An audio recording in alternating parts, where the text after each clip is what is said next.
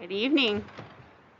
Welcome. I'd like to call to order the Piqua City Schools Board of Education regular meeting this 22nd of October 2020.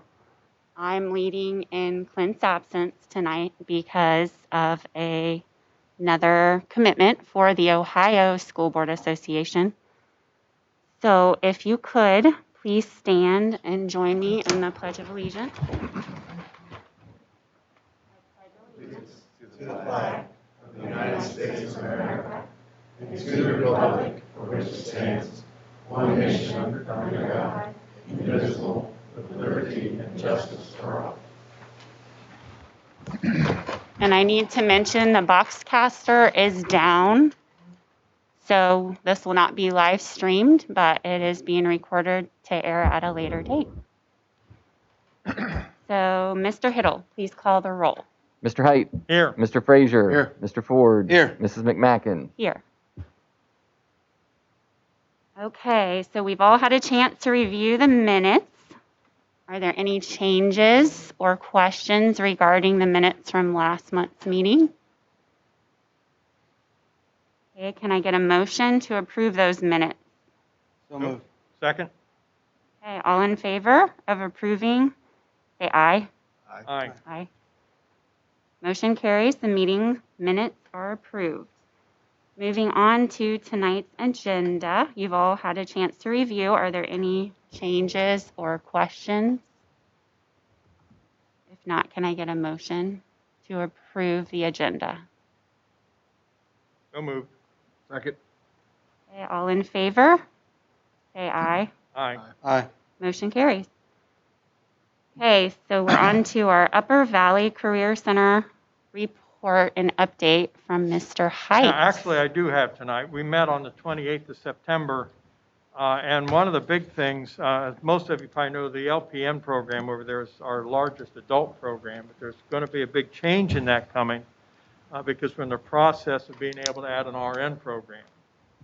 And what they'll do, it's going to be a diploma program, not a degree program, but it's going to be set up so that if they finish our RN program, then they can go to Edison or someplace else and get their RN degree. So this is new. That should be pretty exciting with the number of people that we get in that program. And of course, by now you know too that the Career Center has gone back to a 5-day schedule. They've got kids back in every day now. Other than that, things are going along swimmingly. Oh, good. Thank you. On to hearing of the public for agenda items. Nothing? Okay, move to the treasurer's agenda. Mr. Hiddle, can you give that update, please? Good evening. Tonight, I'm quick and short because the big stuff is going to be here in November. We'll talk about the 5-year forecast. I'm holding off because I want to make sure that we know what our income tax revenues are for the third quarter of the year. And so to do that now would be a little bit premature just because of the situation that's going on. So we'll do all that in November, as well as the tax budget will be available then. And that's the other thing that's on here is authorizing me to use the alternate tax budget. And we do this every year. It's really basically a step of regurgitating what the Miami County Auditor's Office has on file to make sure that we're both on the same page with the tax revenue that's coming in. And that's about it for that. Are there any questions about any of the reports that you had for the month of September? We're on track to hopefully still be able to have a balanced budget for the year at this point. So again, we'll know more when we get the income tax revenue.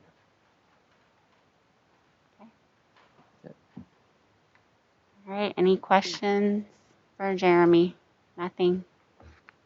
Okay, can I get a motion to approve the treasurer's agenda? So moved. Second? Okay. All in favor, please signify by saying aye. Aye. Aye.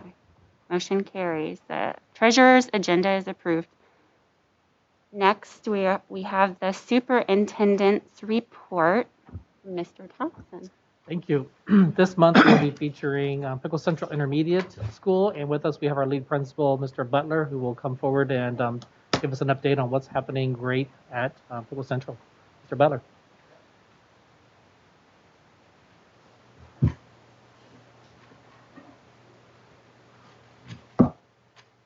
together a little video just so you can kind of see what's happening inside the school building over the first 7 weeks of school.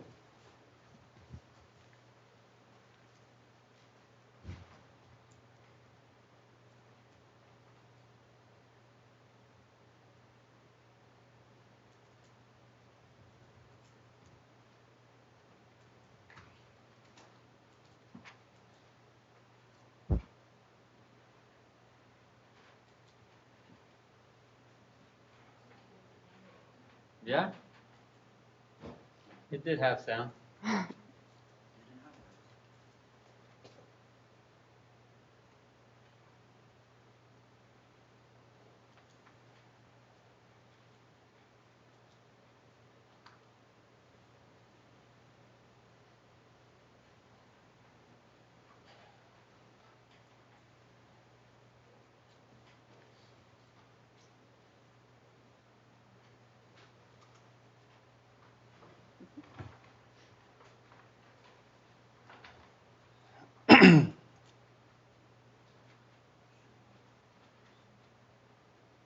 Well, while he works on that, I'll just go ahead and talk to you about our update.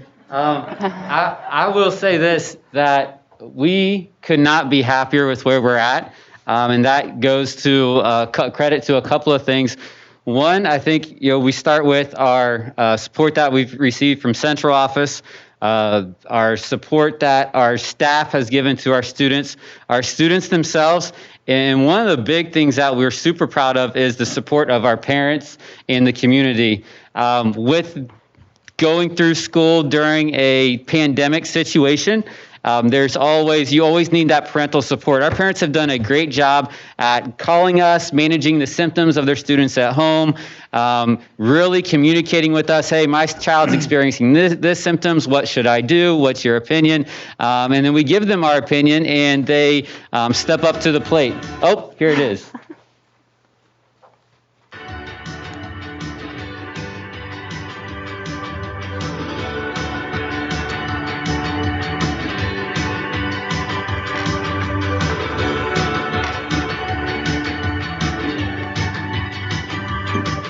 This year and why?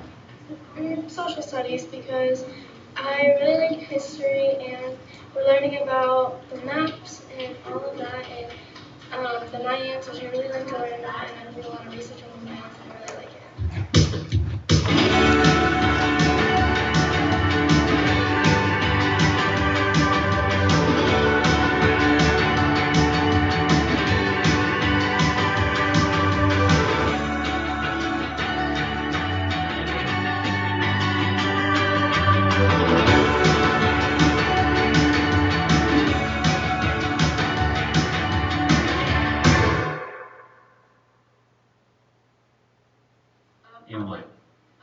Math, probably because that's the one I'm best at.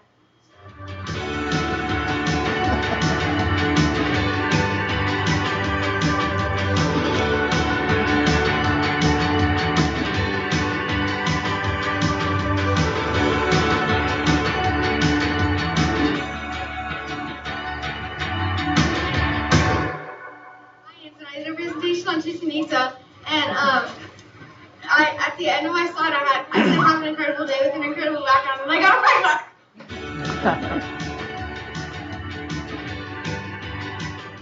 My name's Sophie. I gave her a heart. You should all be means outrunning.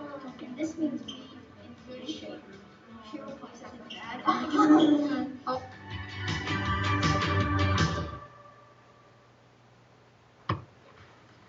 My favorite thing about PCIS is probably that all the students are like next to each other. Like nobody's really been mean to anybody.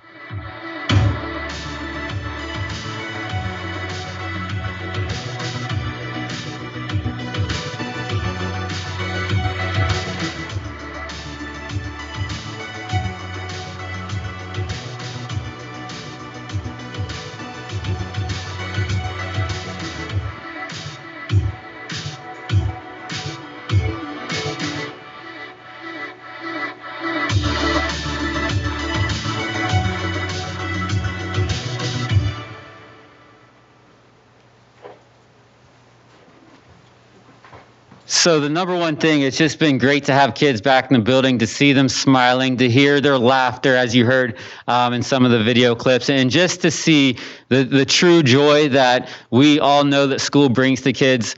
And so we're just very happy with how our start's been and where we're headed. Is there any questions? Do you guys have any quarantine kids yet? We've had one situation. So in a school with 600 students, we've had one situation where we've had to quarantine. So like I said, that just goes to our staff and our policies, and it also, a big credit goes out to our parents out there who have been erring on the side of caution and communicating with us. You guys are doing a great job of getting the kids out of the cars and in the building. I dropped my granddaughter off Monday, and it was smooth.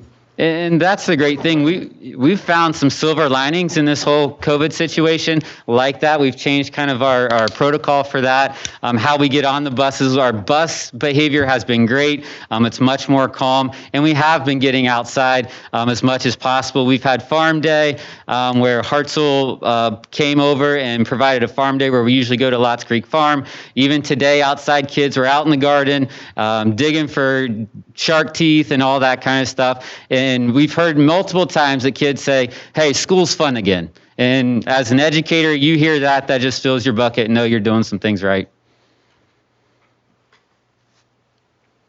All right, well, I thank you for your time. Thank Thanks, you. Thank you, Ms. Butler. Thank you for all your work and for your staff as well. We asked Ms. Garland, our food service coordinator, to come and give an update on what's happening there. Like all of our departments, we've had to reinvent how we do everything. So talk about reinventing how we service students and provide food is a great update for us to hear tonight. So Ms. Garland. The U.S. Secretary of Agriculture, Sonny Perdue, announced that the U.S. Department of Agriculture is extending flexibilities to allow free meals to continue to be available to all children through the entire school year this year. This unprecedented move is part of USDA's unwavering commitment to ensuring all children across America have access to nutritious food as the nation recovers from the pandemic. Piqua City Schools is currently operating as an open site, which means we are not only serving our students at school, we're also serving the remote kids, and we're also offering meals to any child who is not school age but has siblings that go ahead and pick up the remote meals. We are also providing meals to Piqua Christian daily. That way it ensures that they also benefit from the USDA's decision. Starting Monday, October 6th, remote pickup will be moved from during the day to 4:15 to 4:45 weekly to help ensure students with parents that are working during the day can also receive free meals. Each student will receive 5 breakfasts and 5 lunches to cover them for the entire week. At this time, we are planning on 2,500 meals weekly just for remote learners and families. Since March, Piqua City Schools Food Service Department has served over 1,700 lunches and over 1,800 breakfasts, and that's since the end of March. So we've kind of had to reinvent how we do things and how we get the food to the kids. And actually, there are not hardly any schools in our area that are running as open sites. They're all closed sites. They're only feeding the kids in the buildings. They're not reaching out to the families. I actually had a parent call me today and say, my kids are on homeschool and it's not remote. Is there any way we can get meals? And I said, yeah, we'll set you up. Give me, and I told them where they could go. But each building is doing their own. And my women have been awesome. They are used to them. Summer's off. And they have stepped up and they did the meals during the summer. And now they've volunteered to, after they work their shift from 6 o'clock in the morning and go home, they're coming back so that they can hand out these meals to the students so that they're getting them. So the time will change for dispersing the meals. It's going to be in the afternoon now. It's going to be after school. Instead of. Yeah. Okay. We've been doing it twice a week, Mondays and Wednesdays, and it's during the morning is when they pick it up. That way they at that time we were giving them like one hot meal and a couple cold meals, so at least they were getting a hot meal. But the problem was I had so many parents calling and saying, you know, I work, I can't get there, this kind of thing. So we did bump it to later in the early evening. That way they can get to it. And I still have a couple parents who's called who can't get there till 5 and we should cut off. So I'm trying to find one building that I could keep open a little bit longer just so I can get to those parents. So, You guys are doing a great job. thank you. What do you do with the breakfast that maybe kids don't take with them?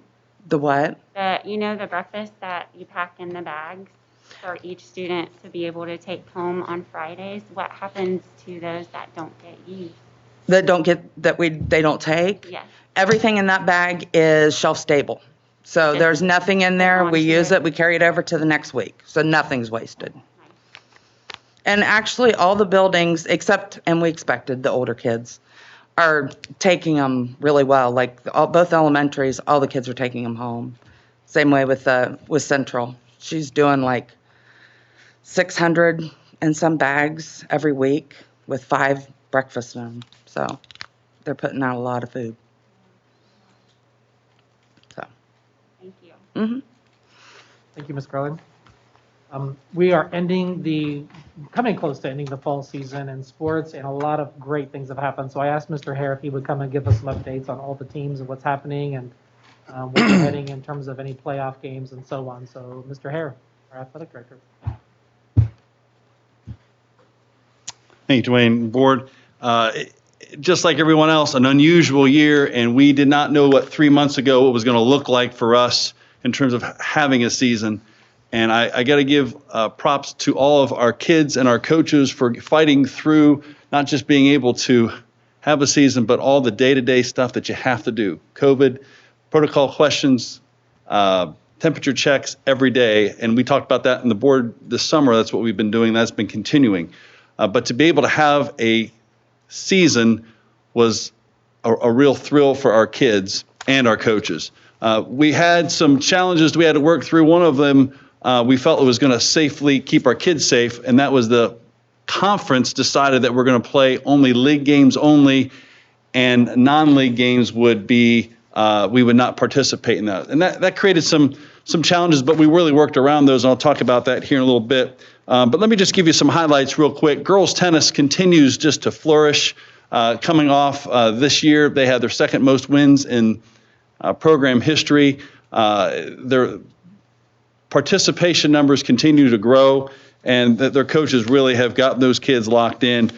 Girls and boys golf, low scores for everybody, multiple first and second team, all conference team. And the girls had the third lowest score as a team at the last match of the year for senior night. Great way for those seniors to finish out the year. Volleyball got the monkey off the back with Sydney. They had kind of been our nemesis there. And we couldn't get over the hump with them the last couple of years, and we finally got them off our back. And then Reagan Toops, who's a junior, recorded her 1,000th dig. Now, Sean, I'm going to show you. I was going to have Reagan come tonight, but she's participating in a match, so I can't do it. But dig is defense. Yeah. Had 1,000 this year, and she's the third on the all-time list, and she will probably more than likely break that next year. So good for her and our volleyball team. Actually, they're in tournament action, as I said tonight, and I'm going to respectfully exit myself afterwards to go watch them play. Girls and boys soccer, new coaches this year on both teams did a great job of getting what they wanted established. In fact, both teams were playing their best soccer at the end of the year and increased their wins from last year. So outstanding on their end. Cross country probably was the biggest challenge of them all. When we talked about MVL only being able to play in conference, cross country's world is a little bit different. They don't typically go in dual or head-to-head meets or matches. Weekend to weekend in a non-COVID year, they're going to larger meets and they're competing against different people and seeing different people every week. So the ADs within the conference got together and we really tried to make this season as unique and special as we possibly can, knowing that they're going to have to see the same runners week in and week out. We tried to change the courses. We tried to change the scenery. Piqua and our coaches, Ryan King and Seth Fashner, were outstanding this year in putting together meets for them. We did 3, and normally we do 1. we did 3. Middle school did one here at the high school. We had a high school meet at the country club, and then we actually had a night race here at the high school for both the junior high and the high school teams. And it was well done. It's a lot of effort that the coaches have to go in and map those out, but it was certainly well worth it. And I think we got ourselves probably something when this COVID thing decides to go away. I think this night race might be something that we want to do. What was neat about the night race is we had community businesses actually help fund that. So we brought these construction lights that you see on the interstates, brought them in, and companies paid for that so our kids could run that without having no cost to school. So, and we didn't have to charge anyone that night, so which is pretty neat. Team also is having success. Girls, boys finished 3rd this past weekend at the official conference meet. Girls finished 4th. Had 2 individuals that finished 3rd for us in Cassie Shrub and Nolan Campbell. And then the big district meet is this week in Cedarville, and there'll be an opportunity for them to run against other people. Should note junior high cross country. Boys in particular, back-to-back MVL championships and went undefeated. And as I understand, it's the first time in school history that's ever happened at the junior high level. So pretty good for that to happen. Also, why my junior high football 7th grade also went undefeated, and they won the championship. So good things on that. Cheerleading, can't forget about those cheerleaders. If you didn't come through Indian Trail, in case you didn't see them, either you're blind and you shouldn't be driving, or 2, you just didn't see them. Old school sheets, they brought them back from the day of signage on, and it was kind of football driven, but then it turned into seniors for cross country and tennis and golf. It's really been a good way to get that out. The cheerleaders have been outstanding to get spirit rolling here as much as we possibly can with our limited capacities. So really appreciate all the work that Coach Moore and the girls have been doing, not just decorating here, but around town. And certainly, last but not least, football team has been doing well, as people may know, finished undefeated, MVL championship. When you go undefeated, you know what that means. You beat Troy, you beat Sydney, you keep the traveling trophies. We're into playoffs. Last week, we won our first playoff game hosted, and our second one is tomorrow night, Cincinnati-Anderson. There are 8 teams left in our region. So someone asked me the other day, how many more games we have to win the whole thing? We'd have to win 5 more. I will tell you the competition will start really getting tough here, particularly tomorrow night as we host Anderson. OHSAA did come out and evaluate, and the governor's office sent people out to evaluate how we're doing COVID-wise. COVID guidelines with masks and socially distancing, and you have to mark your stadiums out and have hand sanitizers and so on and so forth. We were evaluated multiple times for football twice and soccer, and we passed on all of those. We really, I think, as what the evaluators told us, you can just tell people took it serious, the coaches and the kids, and that's a reflection to them, and we appreciate that because we wanted to finish the season on our own and not be impacted because we were negligent. And sometimes it's not even negligence, as we're seeing from our foes from the South. Sometimes it's not your fault. You're just in the wrong place at the wrong time. But we want to make sure we did everything on our end as we possibly could do. And we're getting through it day by day. You kind of hold your breath as an athletic director when that phone rings. You hope it's good news. But so far it has been. We are getting ready for winter sports. Basketball actually starts tomorrow night for girls basketball. We're transitioning, getting ready now for winter sports. All the COVID protocols, we're having to do that again. But again, our goal is to have our kids playing and have them doing something they love. And that's exactly what our hope is to do, and to give them that is certainly our number one goal. One last note I will mention to you, this is just a bit of a tease. It's not official. Got a phone call from the Ohio High School Athletic Association. As we generally host playoffs, we host playoffs as a neutral site for regionals and for state semifinals. They've asked us to continue to do that this year. State finals has always been at a neutral site like at Ohio State Stadium or at the Hall of Fame Stadium in Canton. They are trying to get away from that, A, because of rental facilities and what it costs, A, and B, trying to get away from the COVID and the capacities and putting everybody in one place. I will tell you that we are going to get a state final here at Piqua, which is really exciting. I think that's certainly a reflection to the district. I think it also reflects to the city and the community. Someone will say, well, what game's that? I don't know. I do know it will be the weekend of November 20th, 21st, because that's the last weekend before Thanksgiving. Excuse me. So that is the little spoiler. Well, more details when I get that. I'll certainly pass that on to you guys. Any questions?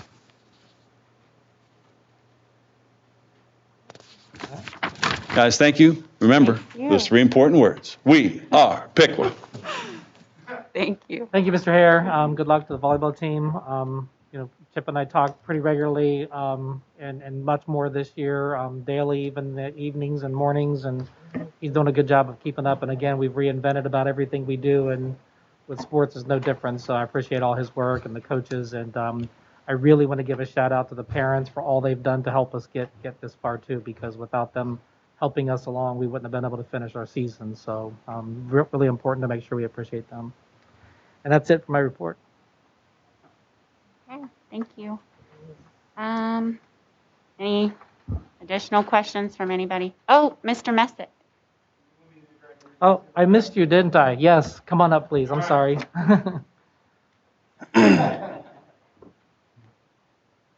Yeah, unfortunately, I have to follow Mr. Hare.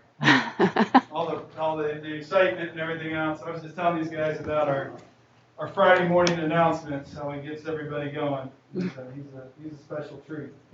Anyway, we got to do some official business, guys, tonight. Ohio graduation seals requirements. I believe that they've included that in your documents. There's a couple of things that we have to highlight. We're not going to go through all 53 pages tonight. But we are allowed to use some of these graduation requirements this year, or we're allowed to use them this year for our seniors. And there's a couple things in there that have to be locally defined. We sat down and with the counseling staff, with curriculum, and went through these and said, how can these work for us? We also met with other school districts and what they're doing. And so tonight, what I'm asking you to do is I'm going to present to you what we're looking for the graduation seals that are a local decision. Okay, so we're going to present that information to you. The first one that we're going to look at is the Ohio Technology Seal. In your packet, it's page 20.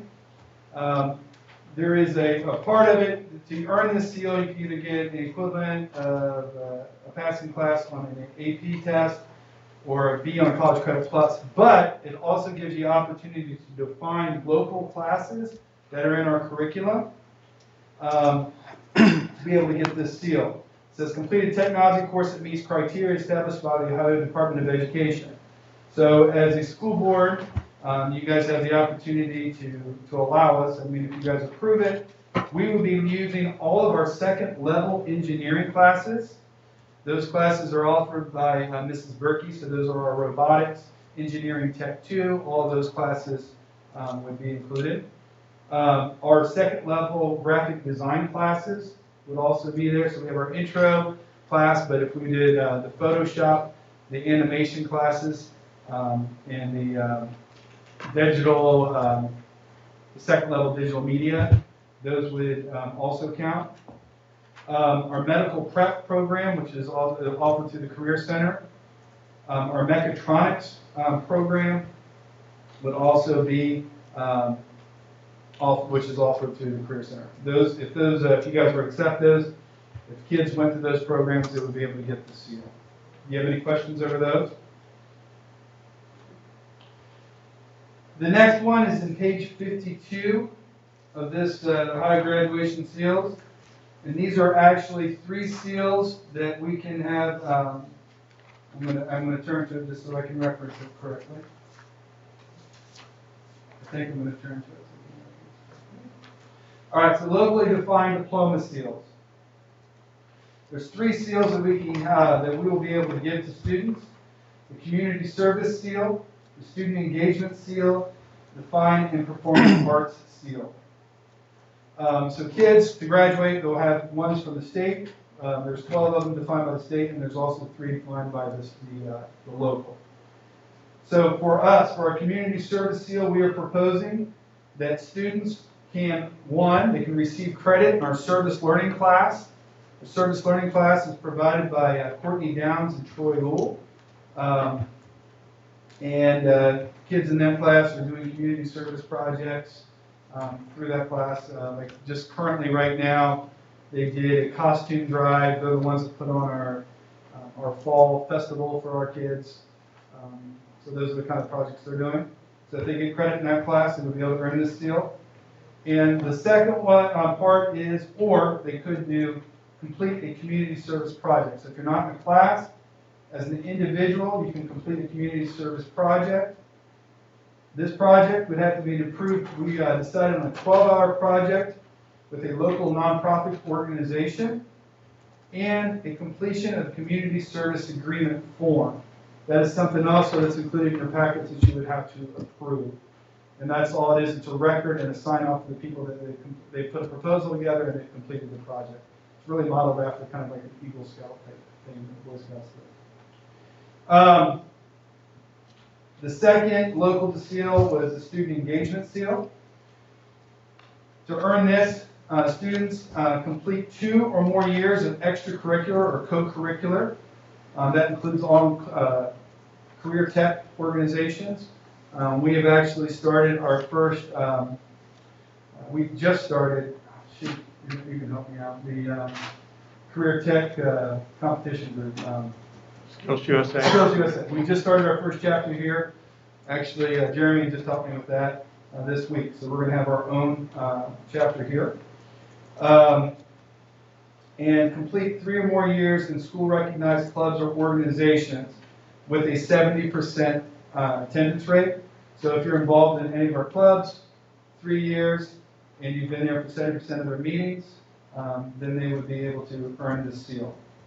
Students can receive credit for multiple clubs within the same time period. Most of our kids are in more than one club. The last one, that is a locally defined seal. For kids to earn that, they have 2 options. So it's Fine Arts and Performing Arts seal. Complete 2 or more years in the Performing Arts program, or completion of 2 or more years in Advanced Arts, Media, or Graphic Designs classes. So technically, if you went into a graphic designs class, and you completed 2 years of stuff, you could actually get your technology seal and your Fine Arts Performance seal. So that's kind of knocking off birds with stones. So this was all included in your information. Hopefully you had a chance to look at it. We were seeking for a board approval of this so that we can start working with our seniors on getting these requirements done. All this stuff's been vetted through. We've talked to other districts. We're not offline than anybody else. I'm sorry, I'm fogging up really bad. So, you guys have any questions over that? All right. I presented this to you guys about 2 years ago, but obviously things were put on hold. And so now it's the witching hour. So, thank you. Thank you, Ms. Smith. Now I'm done. Okay. So now we're on to the superintendent's agenda. Yes. Recommend board approval of the attached list of donations and grants to the Piqua City School District. We had donations from the Piqua Community Foundation as well as the Miami County Foundation. French Oil also does a project with their employees where they can wear jeans on Friday if they pay, I believe, $5. And then they collect that through a year's time, and then they use that with some kind of a project with their partnership they have with Piqua Central. So they're donating that money this year right now. Recommend board approval of the attached item or equipment. It's bus number 23 for disposal and removal from the inventory of Piqua City School District. It's over 15 years old. It had over 200,000 miles, and the engine blew, so to speak. So we were able to salvage as much parts from that as we could, mainly the transmission, which was worth more than the bus itself. So we did well with that. Recommend board approval of the locally defined 2023 graduation requirements per the attached Ohio Department of Education document that Mr. Messick just went over. And recommend board approval of the attached community service experience agreement forms that he also just reviewed.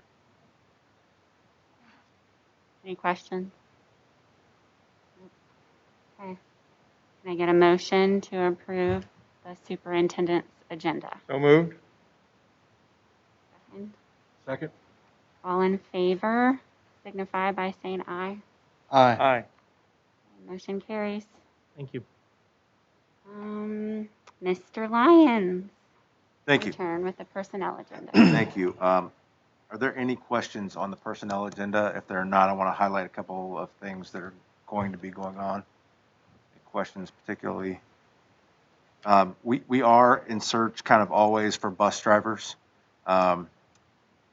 We right now are in need of substitute bus drivers, and then ultimately, as routes open up, we would like to move those folks into full-time bus driving positions. It's a great opportunity. We do all the training here, so that on site with our folks.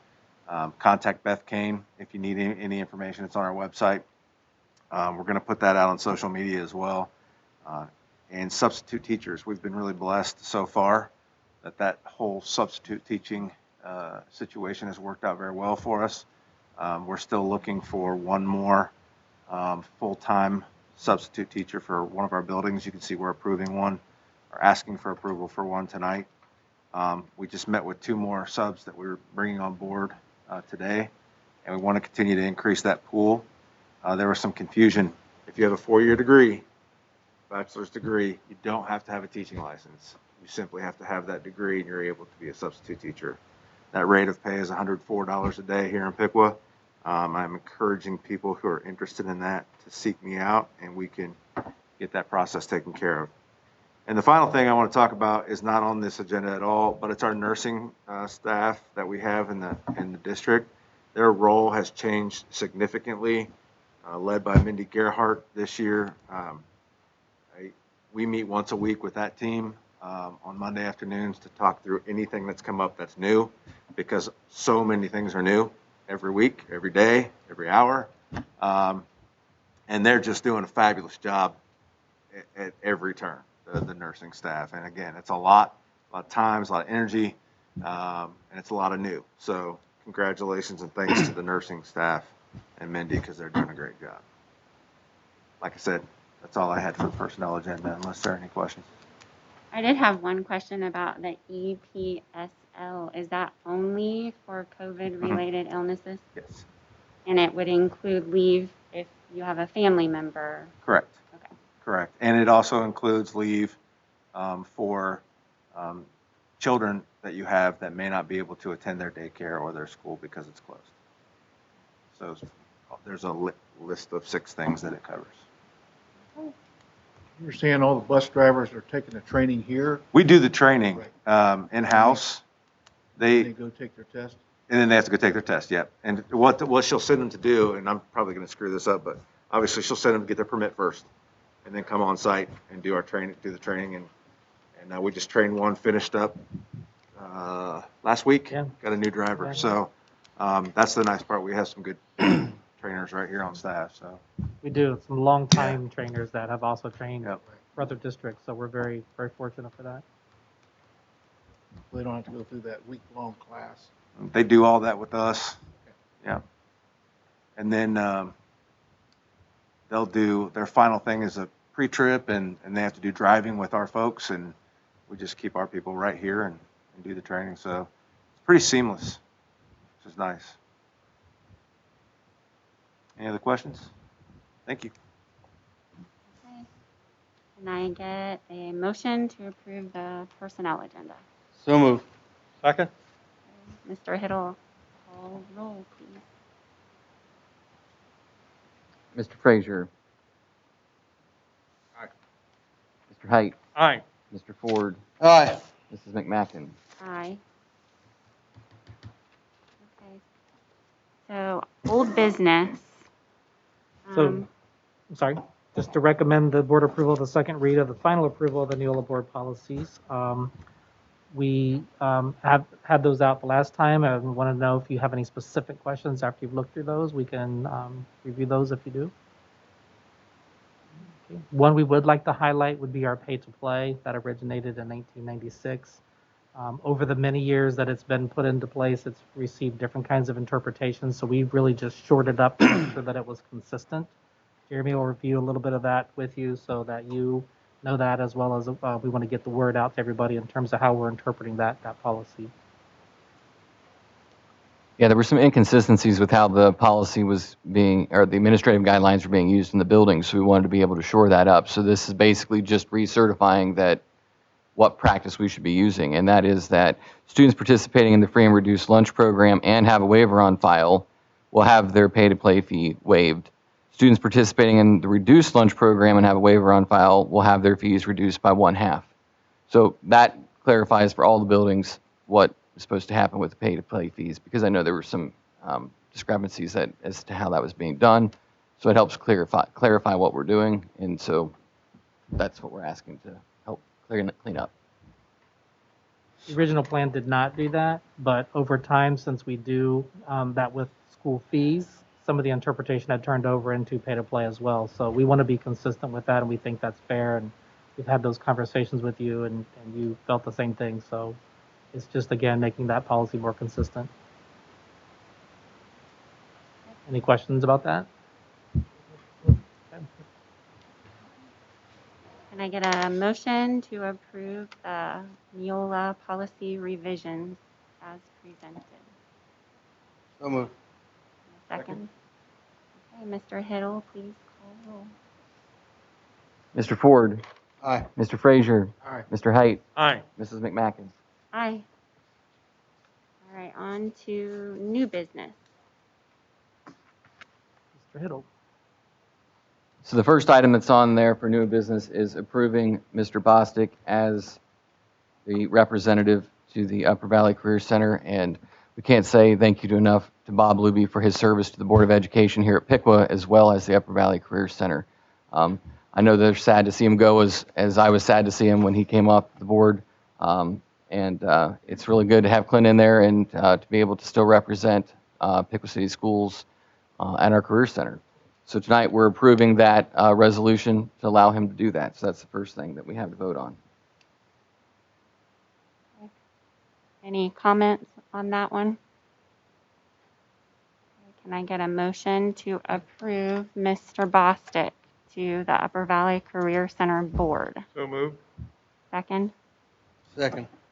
Okay, Mr. Hiddle, call roll, please.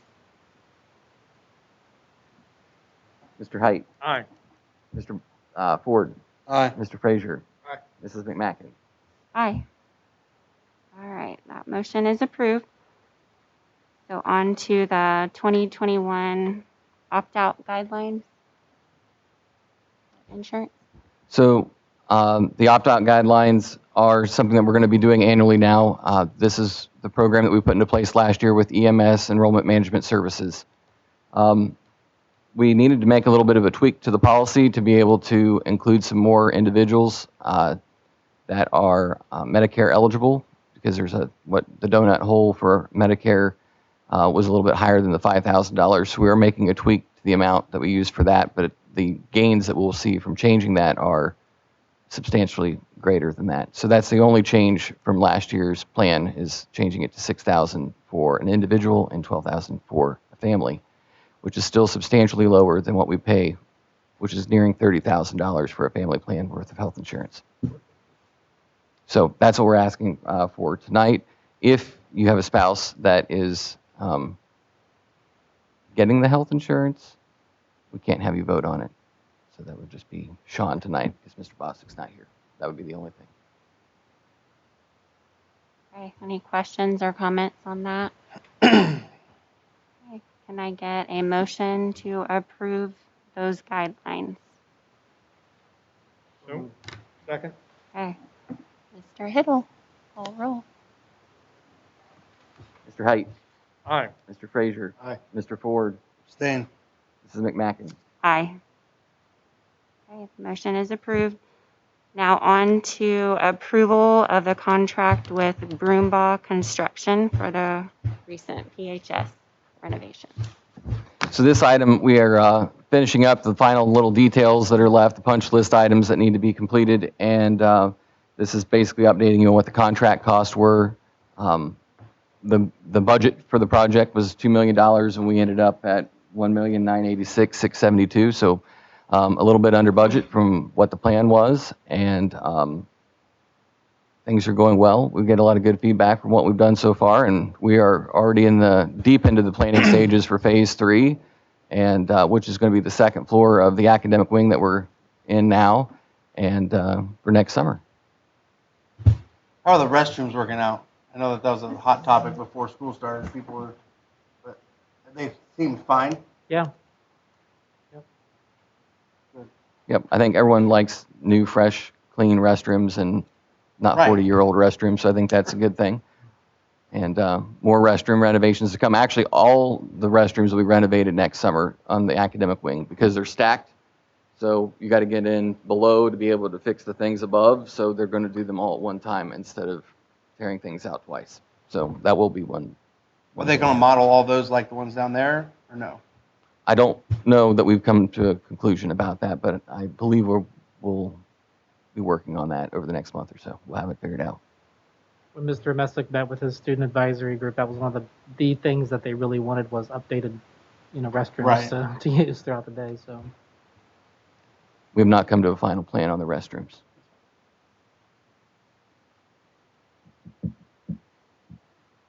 We're also working on a web page that will have galleries of pictures so that people can go and look and sort of see from beginning to end, like what did the commons look like, to how it finished, or the athletic, if you went in the locker rooms, or if you look at some of our classrooms, the band room, the auditorium. It's sort of cool to like see it from where it was to where it ended up, and then of course you still get the good change from walking from the new side of the building to the old side of the building and the tile coming back, and so it's interesting seeing the building pretty much like half of its square footage, a little over half of its square footage finished.